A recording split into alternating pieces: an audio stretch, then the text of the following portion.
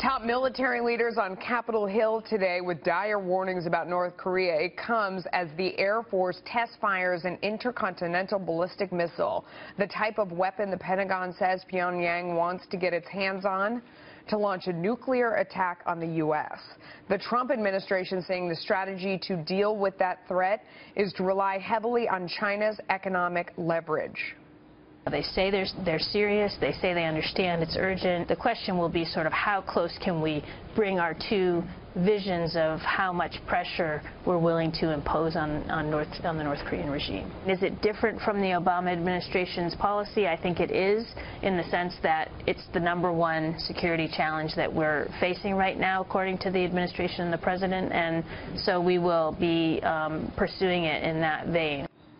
Sumi Terry is a former CIA senior North Korea analyst, managing director for Bauer Group Asia, and was director for Korea, Japan, and Oceanic Affairs of the NSC under both President Bush and President Obama. Thank you for bringing your expertise to us. Let me ask you, you say that China is very afraid of putting too much pressure on and seeing regime collapse in North Korea. Is that right, and why? Well, because China always wanted that buffer zone. China does not want unified Korea, U.S.-friendly unified Korea with American soldiers on its border. So it needs to keep North Korea as a buffer. It doesn't want instability on the Korean Peninsula. China always said no war, no instability, and no nukes, and in that order. So that's very important for China. Yeah. Is there a point at which the regime is too erratic and out of control that it becomes a liability, or not really? Well, thus far, China's thinking has not changed. But this is exactly what the United States and South Korea is trying to do with China, to make China understand that its own strategic interest is not served by just giving a blank check to the North Korean regime, because, as you said, this whole crisis is not in China's interest. Yeah, and the way to change China's mind, is it military or is it economic? I think it's really economic, and threat of war is helping in that sense, because it doesn't want war either.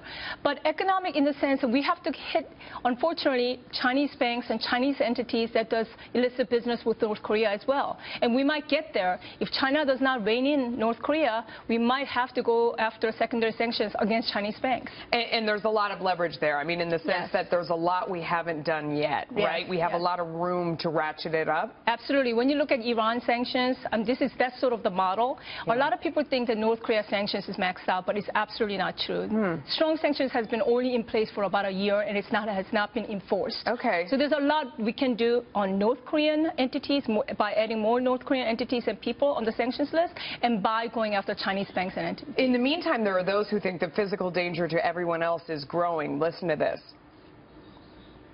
I don't share your confidence that North Korea is not going to attack either South Korea or Japan or the United States or our territories or our states or parts of the United States once they have the capability.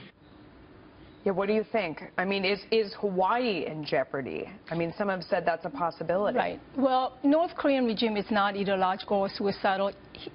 The regime knows that if there's a war, if there's a conflict, it will mean end of the state and end of Kim Jong-un's personal life.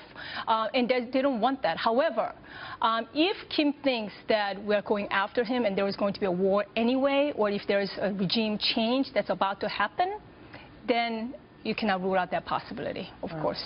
Amazing, scary stuff. Thank you for coming on. We appreciate your insight. Thank you for having me.